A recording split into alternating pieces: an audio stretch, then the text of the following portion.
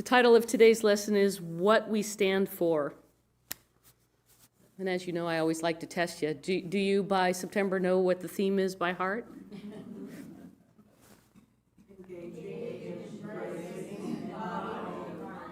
Excellent. I've done my job. I have to tell you, evolving with this theme has definitely changed me. What, of course, as even noted in the song, what I'm looking for shows up. And I'm really excited for the November 16th workshop that Matt Cavender and I will be doing together, literally sort of summarizing the year and putting into practice embodying the divine in our body. So I hope you'll plan to join us, and we'll have a flyer out very soon on that. This month's book is called Belonging to God: Spirituality, Science, and a Universal Path of Divine Love. I know that, we have different kinds of books, and so this one I wanted to read a little bit about what it's about. There's a profound need today for people to understand how the religious traditions relate to one another. Now, we live in a time where we could do that. You think about 100 years ago, we couldn't, unless you knew Hebrew or many of the other Hindu, etc., you wouldn't know what these sacred texts had to say. So we live in a time where what we have in common, what the religions have in common and their remarkable differences are dwarfed by even more remarkable common ground. The transformative path of divine love is the greatest of each of these traditions, and it is their entire purpose in the first place: to transform the human being into a living instrument of divine love and will. The other thing I thought I'd do, because I just love some of the titles. So this is chapters. The Scriptures of Divine Love. Some people may not be interested in that, but going over the Bhagavad Gita. I always have to slow myself down on that. The compassion and majesty of Islam, and the divine love in the Gita, the Quran, and the Gospels. So if you're interested in interfaith, it's sewing together again in this time the divine scriptures of divine love. And then the mystics of divine love, the people who have embodied that love is all we are. The practice of divine love, which isn't that what we're after, is practicing love in our life. The science of divine love. The fire of divine love. The principles of divine love. And so again, a perfect match for our theme. On page 170 of the book, I find it interesting that in the Science of Mind textbook, in the back, there are diagrams showing the creative process. And they have a diagram where I feel like the author is like, yeah, you're just talking about the creative process and creating a diagram that's similar to the one that is a symbol for the science of mind. We'll be talking some more about that book as we read together. Now, what we stand for. In order to understand what we stand for, it's important that we talk about principles and values. And Science of Mind has put that in a particular order. So while I'm talking about Science of Mind principles, they are principles of all truths. It's just we have put them in a form for our understanding and spiritual growth. So let's start with, what are principles? Principles are the universal truths that describe how life operates. They are constant, impersonal, and unchanging. Like the laws of gravity do not change. Principles are not subject to personal opinion, beliefs, or preference. And in Science of Mind, we recognize that these spiritual laws are the way the universe works. Ernest Holmes in the Science of Mind textbook says, universal principles are never respecters of persons. The universe has no favorites. In other words, the law of gravity works for everyone, and the spiritual laws work for everyone.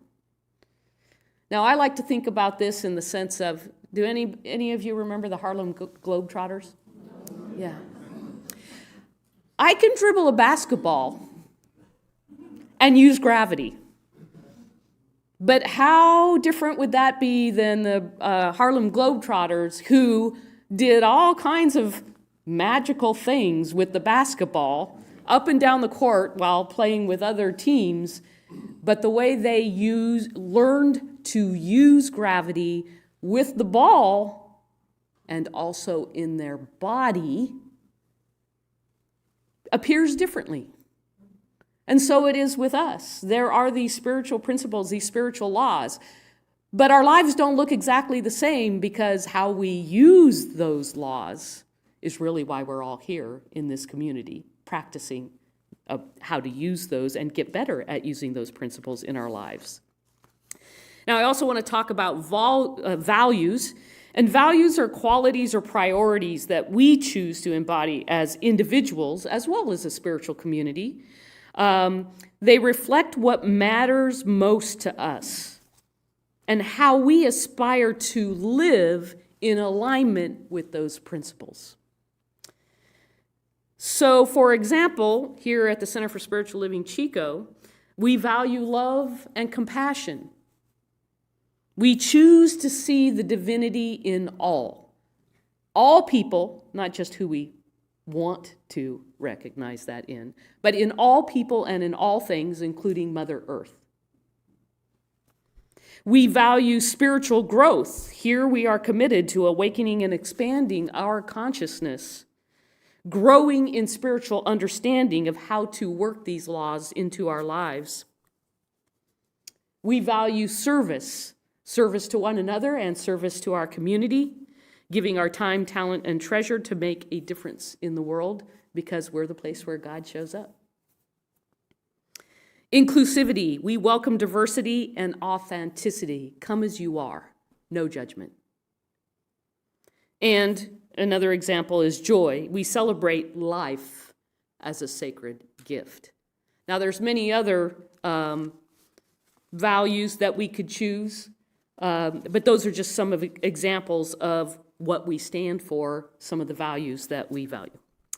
So how do principles and values work together? Principles tell us how life works, but values tell us how we choose to live in those principles. So, for example, there is a principle: our thought are things, and they are creative. And I remember talking to somebody basically saying, thoughts are things. They were having a problem with it, not being something tangible. And I said, well, do you believe in love? You do have a family, right? Yeah? Well, that's an intangible too, but it's there. It's palpable. And so it is with thoughts. And we value love. So together, we use the principle of knowing that our thinking is creative.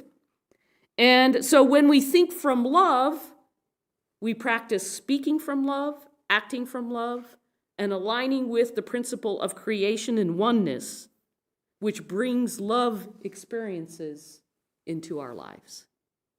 So that's how principles and values work together.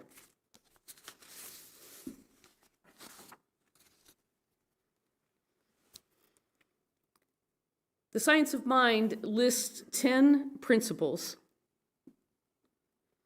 And so I'm going to go through each of these principles and use lightly some examples of what we stand for.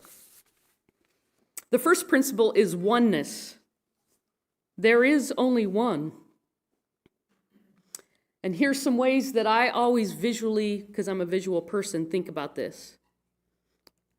This body is one body, but there's billions of cells in this one body. What do you see? You see one body.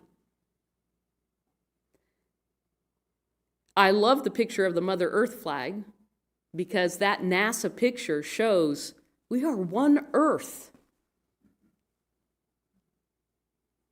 And all people are sustained by that earth. We are one. And let me tell you, COVID proved that to us.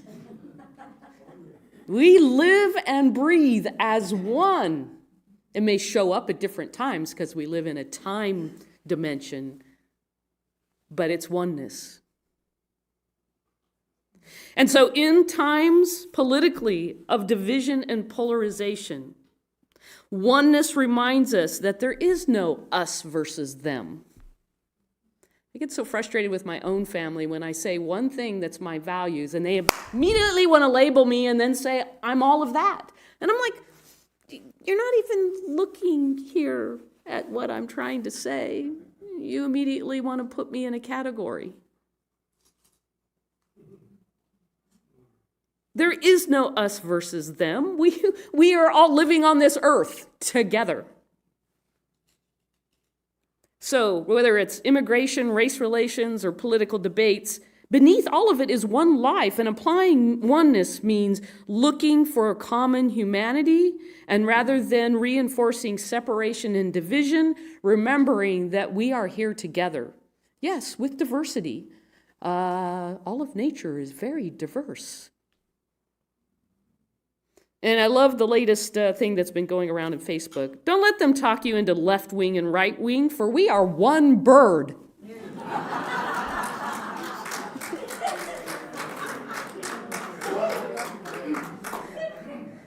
And I'm going to tell you, it's difficult. We were at a board retreat this weekend, and we were talking about the algorithms, about, you click on something, and all of a sudden it's like, oh, you like that. So now I'm going to tell you about all those things you like over there, but you'll no longer see the other side of the story. Well, I want to see it all and come to my own conclusion. So the algorithm automatically just starts taking you down that road, and pretty soon, I was talking to my mom about the app called Flipboard that allows you to choose all different kinds of news media. And I, on purpose, choose left, right, and neutral because I want to see what gets said. I don't want to be blind to that. And I'm getting ahead of myself. I'll get back to that. Oneness, the second principle is love. And I would have probably put that one first, but I get it. We are here because we were given this life. That is the self-givingness of spirit. We don't fight for air. It is here, given to us, and we breathe it each day. So national conversations that are driven in fear and anger, because the news really wants to fire up your emotions. So when your emotions are fired up, they win. Love calls us to respond to issues, healthcare, housing, policing, with compassion, dignity, and respect.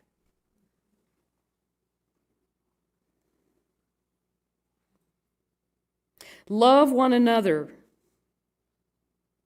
not who you decide you want to cut out.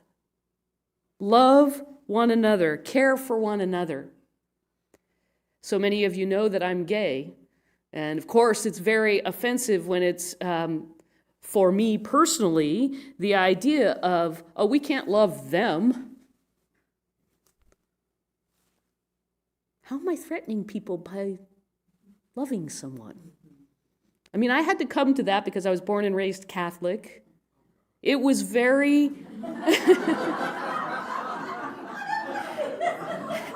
It did draw me into a spiritual practice. And I frankly, I was very spiritual, and I do not knock how I was raised, because I probably wouldn't be here today. So again, it's not an us and them, and it's not a right and wrong. It got me to where I am today. And it matters not the path that you are on now or that got you here. The point isn't the point of it all is to have this connection with the one source? Whatever path floats your boat, great. And so, again, for me, starting to cause a division amongst people, and now it's not just the subject of gay, it's just categorizing people. Oh, we need to categorize people. Why? Love one another. And if we go back to the Christian faith, it's not that Jesus said you can't love that one and don't love that one. And by the way, who did he hang out with? People who other people didn't want to hang out with. So if we're really following Jesus' example, we would understand that we are going to love and care for one another with compassion. And I know some people say, we can't afford to do that. Okay, that's a limitation, and that's not a vision of the possibilities that humanity has. So when national conversations are driven by this fear and anger, love calls us to respond to the issues. How can this choice uplift the dignity of all people? When love is the motive, then policies and personal actions shift from punishment or judgment or blame in making people bad or wrong, but instead moving us into healing, understanding one another, knowing that we are all on a spiritual path and it's not the same path. Love it all.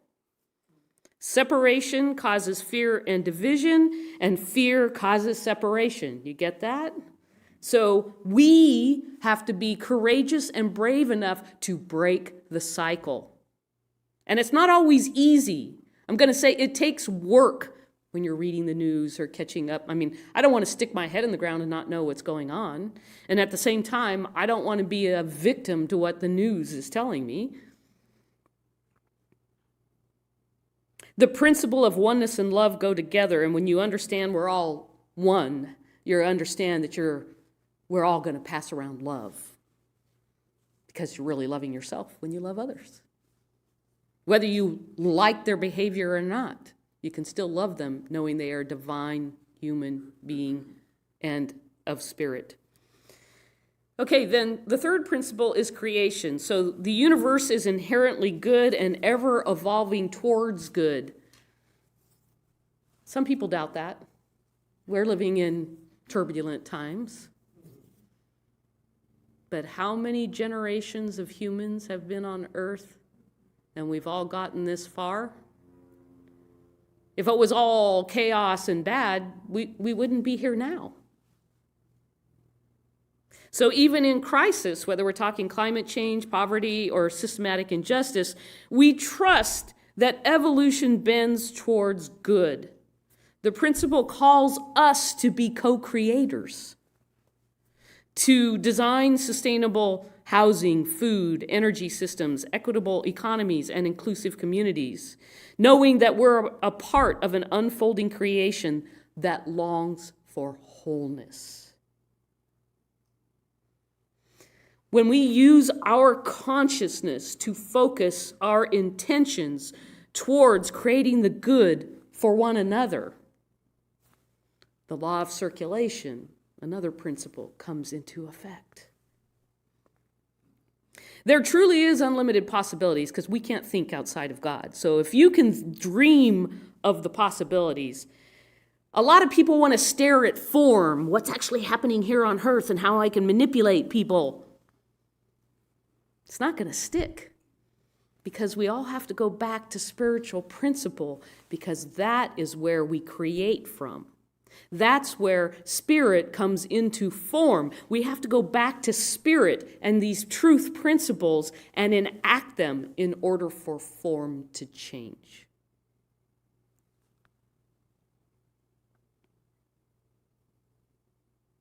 So it means that seeing beyond the physical into the metaphysical, and meta means beyond the physical. And you know there's more invisible than there is visible in the world or in the universe, right?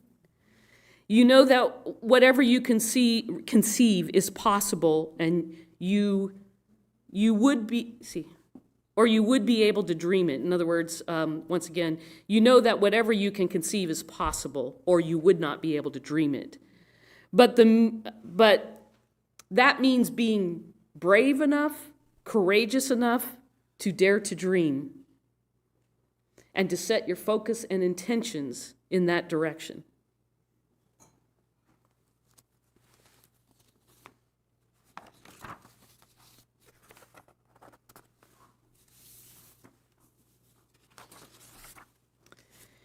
So another principle is the threefold nature of life. There is spirit, as I mentioned, that moves into law by our thinking and our beliefs and then becomes form. So spirit is the idea or the vision. The law, we like to make it simple, basically say we plant our thoughts, which are seeds, into the law, which is like the soil that brings about the plants. And so what does that look like? When outcomes are unjust or unequal, the solution is not to just fix the body, but return to spirit, return to wholeness, return to alignment with the truth. To form a more perfect union is a phrase from the preamble of the United States Constitution that means creating a stronger, more effective, more unified government than the one under the Articles of Confederation. The word more implies that the union was not perfect, but that it's continuous process improvement together. We work to create together, not your way or the highway. Principle number 5 is creative process. Again, thoughts and beliefs plant into the law of mind. And so our job is to align with the truth, to plant the seeds of what we want. The stories we tell nationally matter. If the collective consciousness, meaning if the majority of the United States is saturated in fear, lack, or mistrust, we're just going to keep manifesting more of that. But by visioning possible peace, affirming abundance, but I'm going to call it circulation, because hoarding causes stagnation. Circulation, the law of circulation means flow. Practicing gratitude. Participating in creating a different reality, however that is. So activism plus consciousness is more powerful than just activism alone, meaning if you're going to be active, be consciously active. Your thoughts and intentions matter, your voice matters, your prayers matter, your actions matter. If you let the news dictate to you how the world is, then you become victim to it. So it's work. Some people don't want to do the work, It's just easier to let life bounce you around. We have to get intentional and we have to know the principles and the truth and then use our intentions and the power of our thought to vision, to use the words to express what it is we want to happen in the world. Spiritual laws, there's all kinds of spiritual laws. I think I'm going to skip that one. Again, I'm running out of time here. We are spiritual beings having a human experience. Principle number 8 is freedom. Freedom is the birthright of every individual. Now, I was raised in a family that, everybody should be able to have their guns. The Second Amendment says so. What is it that people really want beyond the guns? Safety. So if we just started talking about safety rather than, don't take away my gun, I'm going to defend myself. Now, I'm not saying it's easy. I'm not saying I have the answers. I'm not saying I know exactly how it should unfold. But that's how we should work together. And this is an example of using the principle of we all want to feel safe. So then we're not arguing down here at the form level about who and how, but that we know what we're all envisioning and aiming for. And based on today's guided meditation, I think forgiveness should also be in the principle of freedom, because it does free you from how you weigh yourself down. But anyway, regarding true freedom uplifts everyone. And there is a way to work together to figure out how to do that. Just have to be willing to do that. Principle number 9 is heaven. Heaven is an awareness of our true nature. It's a state of mind. And as Jesus said, The kingdom of heaven is at hand. It's right here, but we have to be willing to look at it. And the outside world is just going to distract you from it.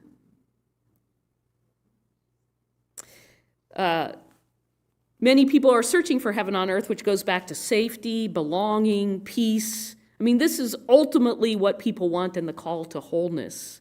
Yes, there are a million ways to get there. The principle of heaven calls us to co-create conditions where more people can experience their truth. How can I awaken to the heaven that is here right now? Is there peace in this room? Is there love in this room? Then let's be grateful for it, and then let it expand. Principle 10 is eternal life. Life is eternal, immortal, and ever expanding.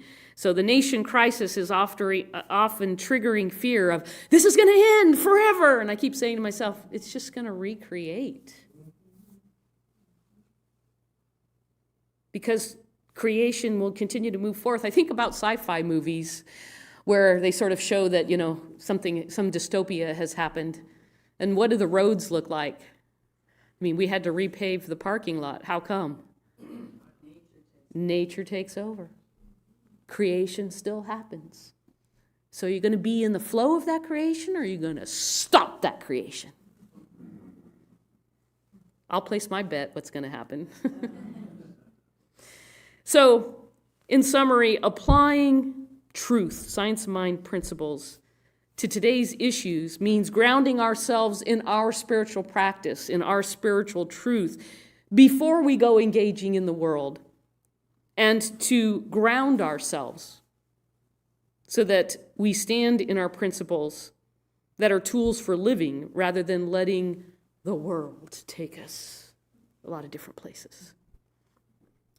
When we remember oneness, love, trusting creation, claiming freedom, becoming willing to heal yourself and the nation, we become a healing presence for a nation that, again, is hungry for wholeness.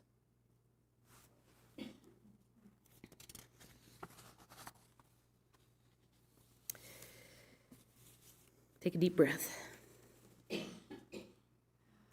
We do have a copy of those Science of Mind principles, so if you want one, let us know. Crystal or I can make sure you get a copy. What I'd like to do next is, based on that, is go into the healing meditation.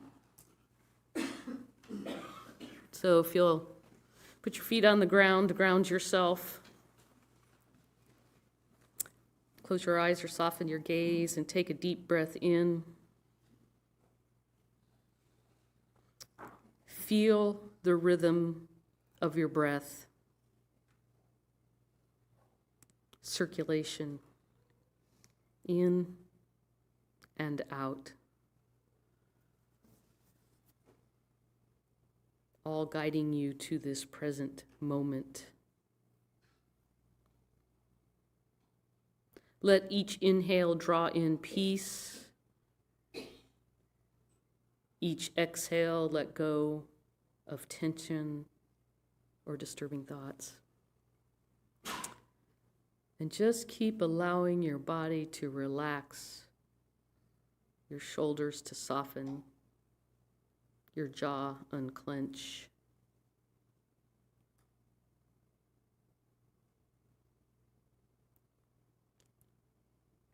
Now imagine a great circle of radiant light surrounding you.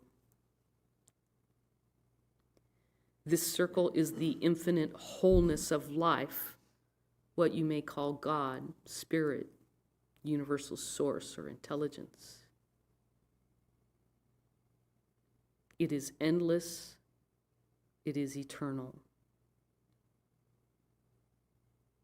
And you are inside this circle, not separate from it, but one with it. Within this circle exists the principles of life, the laws of spiritual laws. the unchanging truths that guide all creation: oneness, love, creation, freedom, eternal life. All those principles are always present, always reliable, always active. And as gravity steadies the physical world, these spiritual principles steady the spiritual world.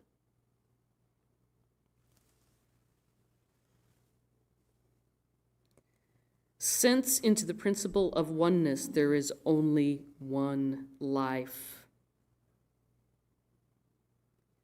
Whenever you encounter conflicts in the world, you return to this truth: we are all one.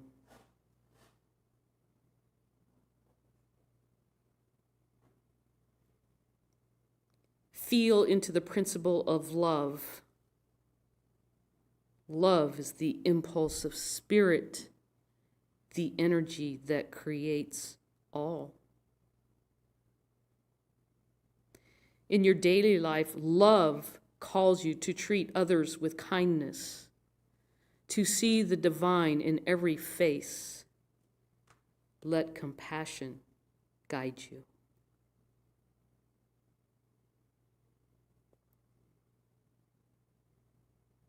In this circle is the principle of creation. All of life is evolving towards good.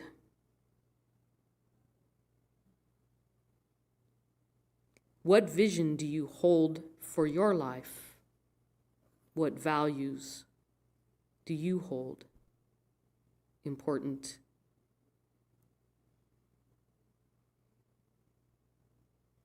Remember that your thoughts, beliefs, and intentions shape reality. This is all a part of the principle of creation. Feel now into the principle of freedom. Spirit is infinite and unlimited. You are free to choose. You are free to choose love over fear, unity over division, and peace over conflict.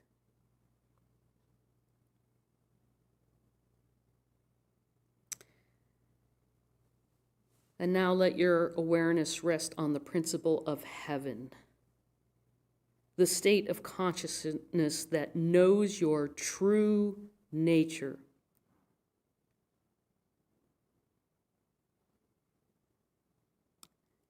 As you align with truth, you create heaven on earth. And in the principle of eternal life, feel the deep reassurance that life is everlasting, spirit is ever expanding, and nothing is really ever lost.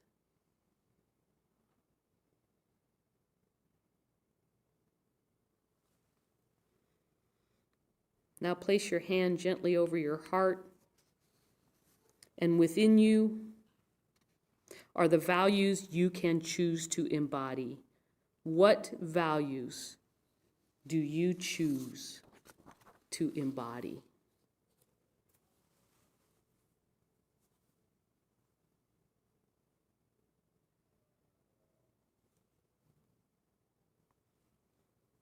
Those values are your compass for daily living.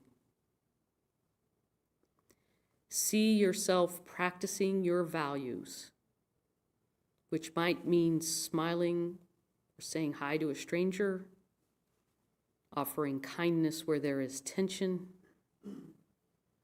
listening deeply in conversation,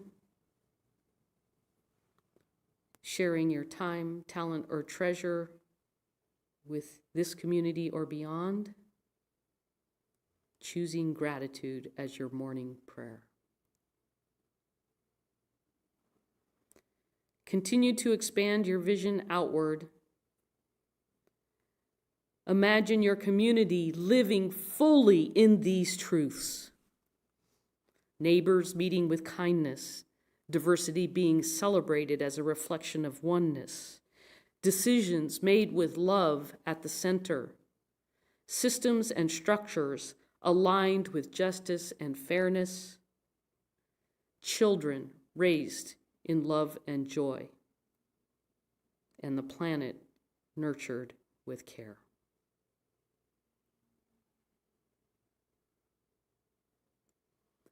Silently affirm, I live by eternal principles. I embody chosen values.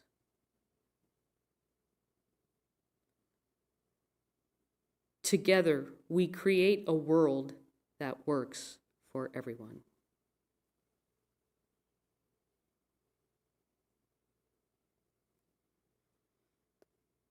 One final deep breath. And when you are ready, you may open your eyes.